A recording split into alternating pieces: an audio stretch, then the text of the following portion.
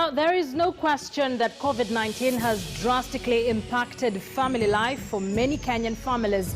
With social and movement restrictions and school closures, families have found themselves hunkering down under the same roof like never before. Some parents have lost their jobs, some are working double or even triple duty, and some are even taking on the new role of teacher while still managing the household and trying to retain some semblance of a career. But what exactly has been the toll on families during this period? Will families come out of this pandemic even stronger and more connected than before? For the next 1.5 hours, we deliberate on this topic with a team of experts in various relevant fields as we try and come up with solutions to some of the issues bedeviling the family setup during this period. I am your host, Akisa Wandera, and to be part of this conversation, log into slido.com. Event code is #TheFrontRow. You can as well send your questions, comments, personal experiences as pertaining this period and your family life on the #TheFrontRow, on Twitter at KTNNewsKE, at Akisa Wandera. Let's get talking. This is a very promising conversation, and perhaps we'll be taking a look at what then do we need to do differently. Well, now let's take a look at our guest tonight. I'll start with Dr. Carol Chakua, who's a mom, a therapist, a lecturer, and a parenting coach who's passionate about parenting, emotional wellness, and quality education. Currently, her practice focuses on training, counseling, and coaching families, parents, teachers, and other caregivers of children. She's the founder and coach at Being Parenting, a program for parents and caregivers of children from toddler to teenager. Dr. Chakua holds a PhD in medical education, a master's degree in counseling psychology, and a bachelor's degree in education. She's a contributing writer and panelist on parenting and mental health issues on platforms including magazines, parenting blogs, mainstream media, and social media. Next, we have Ms. Alberta Wambua, who's worked in the field of gender-based violence for 14 years now and currently works at the Gender Violence Recovery Center, a charitable trust of the Nairobi Women's Hospital, as the executive director. She has coordinated a center of excellence in the management of gender-based violence through provision of free, quality, and comprehensive medical treatment and psychosocial support for more than 4,000 survivors annually. She plays a critical role in developing skills and knowledge to different service providers in GBV management and child protection. She's also a co-chair of the National Gender Sector Working Group under the State Department of Gender Affairs. And finally, on our panel tonight, we have Simon Mbevi, who's a pastor, a trainer, a motivational speaker, an author, and a relationships counselor and coach. He has traveled to many nations speaking on transformation, parenting, marriage and relationships, positive masculinity, leadership, and the family generally. He's a founder and executive director of Transform Nations, an organization that seeks to be a catalyst for community transformation through encouraging and training in transformative leadership, responsible masculinity, and community change. He was also one of the founding pastors of Mavuno Church. Simon has authored several books, including Man Enough, Dad is Destiny, Mothers of Sons, and Boys to Men, Turning Boys into Responsible Men. Those are our panelists tonight. Of course, they will be helping us steer this conversation as we take a look at the impact of COVID-19 on family life. But before we get into that conversation, the head of state has spoken about how family has been gravely affected during this period and owing to the restrictions. The CS Health, Mutahi Kagwe, has also spoken on it. Let's take a look at that before we start the conversation. Because of the new measures that we have taken and arising out of a new social structure, there are increases in domestic violence in homes. And I want to make a special appeal to our religious leaders to also weigh in and intervene in this matter to counsel our people against these emerging trends.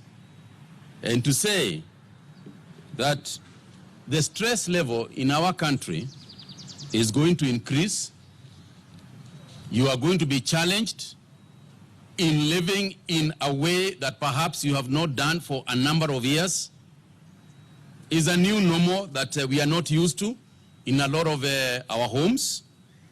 But I think that the way to look at it is a challenge to overcome.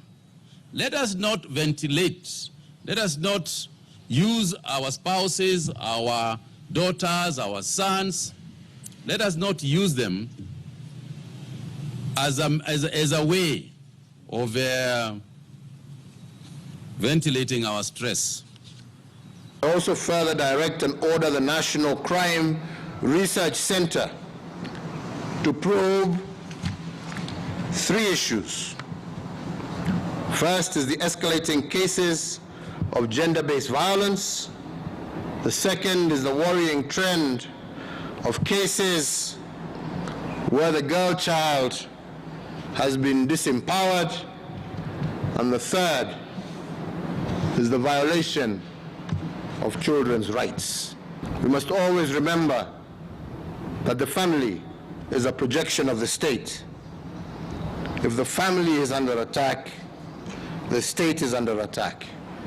If the family is weak, a nation is weak. The family is weak, a nation is weak, President Uhuru Kenyatta in one of his national addresses on issues around COVID-19. So what has your family life been like during this period? Let's get our guests now. And one of the worrying trends, I'll start with you, Alberta, so far, teenage pregnancies, a rise in the number of gender-based violence cases. The president himself has admitted. Where are we in terms of how we are handling these 2 situations?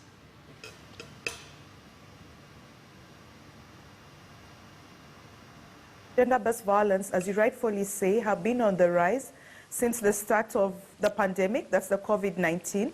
At the Gender Violence Recovery Center of Nairobi Women's Hospital, we treat 250 new cases of gender-based violence a month. Just in July alone, for example, we are now over 400 cases. And teenage pregnancies or defilement are one of the cases, one of the forms of gender-based violence. Since March to date, we've had 59 cases of pregnant girls. 4 of the girls, for example, have been have turned HIV positive. So not just in terms, so that also poses not just the challenge on the rise of cases of gender-based violence, but also the access to services for gender-based violence and sexual reproductive health and rights. Because then this means this is a late presentation. They're coming when we cannot prevent, for example, the pregnancies or the infections after being violated. Such a grim picture you paint, and that this is a situation we'll perhaps be facing until the end of the year or next year. Does it worry you as someone who works directly with these victims? It totally worries me because we've had a lot of challenges in terms of the response. Right even before response, we are now constricted in terms of preventive programs that would have at the community levels or at the school levels. We had programs like sanitary pads distribution, for example, at the school program, so that has stopped. Again, the rising numbers of cases, the cessations, the attention, for example, specifically to COVID, has also reduced the attention in terms of services to gender-based violence cases. So in terms of commodity, in terms of personnel and all the resources involved, that has posed a constraint on GBV services. Again, there's the new adaptation that we've had to adapt because now there's the risk of contracting COVID-19. So now there's the whole safety issues about PPEs, not understanding the COVID, the mental wellness, for example, for frontline workers, survivors at the start, and some of them even now, were fearing to access the health facilities for treatment because then they thought they would also contract. So there are all these myths around response and service delivery. The lockdown, the cessations, we are now, survivors are home with the alleged perpetrators. So it's very hard for them to leave, whereas before they would leave for school or for work and be able to get help. That has also posed a challenge. Yes, very scared because I've talked about the late challenges. And even immediately after COVID, the consequences are going to go beyond just the COVID situations. We have children who, for example, are witnessing family violence. When the schools open, where do the teachers start from? Is it from the mental wellness of these children and the parents? We've had families that have separated. So there's really, and it will stay longer than the pandemic, so to say. All right, thank you for painting that picture for us. Dr. Chakua, as a therapist and a parenting coach, Alberta raises very fundamental issues. One, on the rising cases of GBV. Two, children are now witnessing things that perhaps they weren't seeing before, or on a much higher scale, from violence, maybe separation. From where you sit, what do you think the family life currently looks like with all the restriction of movement, working from home, schools closed? What have you had to deal with? Let me tell you for sure, I have received more calls for help and people needing therapy. That means that people are becoming more aware of their need for therapy. But what is happening, Akisa, is that we have come into this space and in this crisis with already underlying issues. It's just that we were having different ways of coping with these issues. So what is happening is not necessarily sudden. It is something that we already had underlying issues. We were using our business, our going to work and other things to cope with those underlying issues. But now we are having to sit with ourselves. We're having to deal with our own feelings. We're having to sit still and really listen to the noises between our heads and the things that make us uncomfortable. And when we are seated together with, cooped up with our spouses and our children, what happens is that things they do are triggering things that are already underlying. And so people are beginning to realize that they are not well. And from where I'm sitting as a therapist, I'm receiving more calls for help. I'm receiving calls of people saying, okay, now I really need to work on this. I'm noticing this about my child. The space I work with mostly is between parents and children. And so there's a lot of awareness coming to the fore that they actually need to work on themselves. But yes, I agree with Alberta. The cases of domestic violence have gone up. And the reason here is because we are seated and we are all together in one closed, cooped-up place, we are triggering each other more.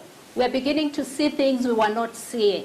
And so we need to really rise to the occasion and begin to look inside and see what it is we need to do to help.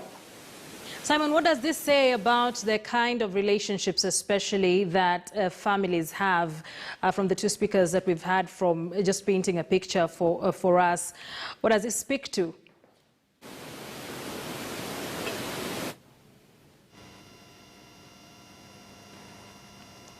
All right, I think we've lost Simon. I'm not sure you're able to hear me? Yes, I can hear you. Great, thank you. Yes, so just to recount what I've just said on the kind of relationships that families have now, we are looking at higher stress levels, and even the CS himself admitted that these are tough times. Stress levels have gone up and likely now affecting family. What does this say about the kind of relationships that are there now? What do they speak to? All right. I like what Cara began to say. I think she began to say this crisis is only revealing what has already been there. But let me also say that there's a lot of positive that we see during this season. We do a lot of programs for men and fathers. We are still doing it online. And we have seen an upsurge of fathers looking for solutions to be able to father better, looking for skills, and also be able to better their marriages. There are many people who have told me, I am so glad that COVID has given me more time with my children and with my family. I've been absent, I've been working, I've been out of the country, but now I'm able to be with the family. So it's a sign that work has separated a lot of families. There have been a lot of people who are out there so busy, their priorities were not right, but now they're very happy to be able to connect with their families. Another positive thing is that the more you spend time together, the more cracks begin to show. I mean, I've spent more time with my wife right now than I have for a long time, because we are together throughout the day, throughout the week, with my children as well. So it's revealed some of the things I need to deal with. And I think for those who are willing to help build their relationships to become better, then of course this has been a very good opportunity for that to happen. I think it's John F. Kennedy who said the Chinese have two brush strokes for crisis, and one is for danger and the other one is for opportunity. And he says we need to avoid the danger. The danger is the things that you're talking about, the violence, the children getting, the young ones getting pregnant, technology dangers that have come to our children. So they're dangers, but then there are also these opportunities that have been seen. And of course, speaking for the men, I think a lot of men have not been as domesticated, so to speak. They have not spent as much time around the domestic area. So for most of them, this has been very stressful. And unfortunately, for many men, when they get into stress situations, they don't react, and this is just emotional strain and tension that happens. That's what stress is. And for a lot of women, the way they respond to that stress is through conversations. They get to talk about it. They get to reach out to their friends. They get to process it emotionally a lot easier. But for a lot of men, it's about escape. And so they get to escape into drinking.